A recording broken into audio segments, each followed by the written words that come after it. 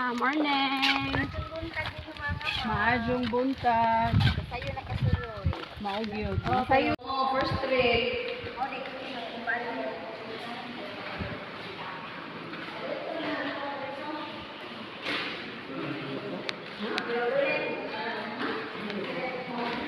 Actually, at convicted si Juray. So, mga bisita, welcome mo sa Nipasawa, First Mas in the Philippines. Mo ni ang site sa unang misa ni lugar. Ni Adong si Juray, mo ni siya ang amuming sa Islam. Mo ni siya si Raham Kulambo. Siya may pinakauna na nagpuyumanhin.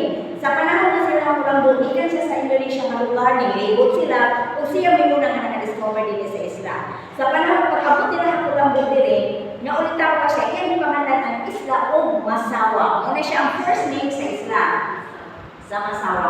Kung niya pagkabot sa panahon na namin pagkaminyo niya o lima, muna inundan na namin mong lima sawa. Muna siya nga nahimong lima sawa. May tungkol sa iyang lima kaasawa, nga mga rina, magbulubis na kaasawa is lima karina. O pagkabot, o Muslim sila sa sa Muslim. O pagkabuo na sa limang kaasawa, si Kulambo, nagnahan na siya na ang tubong Isla, iyang bahinon kong kalima, kada barangay, mauto ang pangalan sa kada asawa ni Ating Pilipinas.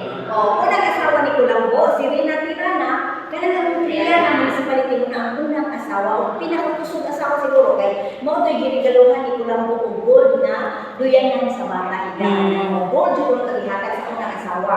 Ikadawang niyang asawa, si Rina Pujing, kanang barangay sa una Rina Pujing, may dito sa ikadawang cross, pagbubo ni Mansilan na bali ni o barangay Magallanes means Magellan. O tungod ni Mansilan, di bali siya. At katulong asawa niya, si Rina Ojaja, ganun na ituloy na ito, bulugsong sa Lagon, lighthouse, padulong sa Lagon, muna ang katulong asawa ni Kulambo na si Rina Ojaja ni Ating Pilipinas na Christianized sa Espanyol, sila may nagdarami ang mga patron. O muna sa Agustin, ikaw ang asawa, si Rina Panday, di sa dakdak sa ibabaw. Muna niya, ang Rina Panday na karon di ba rin siya barangay Lugsungan. Ikalimang asawa ni Kulambo, si Rina Maanyag, siya ang pinakagwapang asawa ni Kulambo.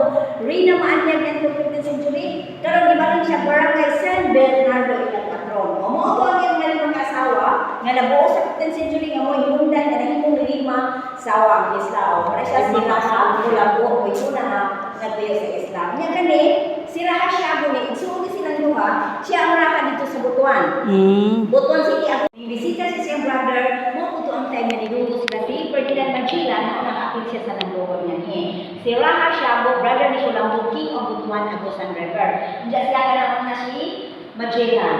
Mo na siya si Father Pedro D. Valderrama, ang Espanyol na pari ikan sa Spain na pinakaunang pari na nakatamak sa Philippines. Mo na siya si Father Pedro D. Valderrama. Ha? Oo. Sila yung company of Magellan siguro right hand niya kaya atin mo siya sa nagluhod. Basta sa story is a soldier company of Magellan. Si Espanyol na siya kun siya, si Magellan na siya kauban nga writer ug interpreter. Kanang duha ka writer ug interpreter, kabalo na sa English, Espanyol, Muslim, mo to mag-hire sila ni Magellan kadto sa Spain aron mag-interpret ug mag-write kay sila mahiliro na mo English. O, ang iyang interpreter si Enrique Malacca, ang iyang writer si Antonio Pigapita sa story. Storya ni Magellan, writer niya si Antonio Pigapita ang writer. Mo na siya ang iyang menting na. Mo na si Antonio Pigapita. Guam first na ni Magellan is in March 16, Humonon Samar. March 16 sa Humonon, na-cross ni Magellan na gibilin dito sa Humonon. Continuous sailing sila, giabot sila sa isla. Pizza 28, gi-welcome sila sa King sa Limasawa. Holy Week na to, gipakaon, giparelax pagka 29 first, come back in the whole Philippines. Ang una sa Limasawa, second sa Bohol. Bigas kasi katunan nag-go in vacation sa Bohol.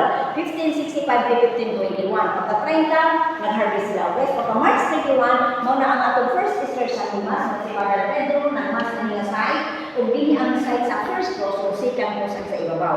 Pagka April 4, ningato sila sa Cebu, pag-abot sa Cebu April 7, ang king sa Cebu nga si Humabo, iyang asawa si Juana, is ipagaw ni Gani Kulambo niya sa century.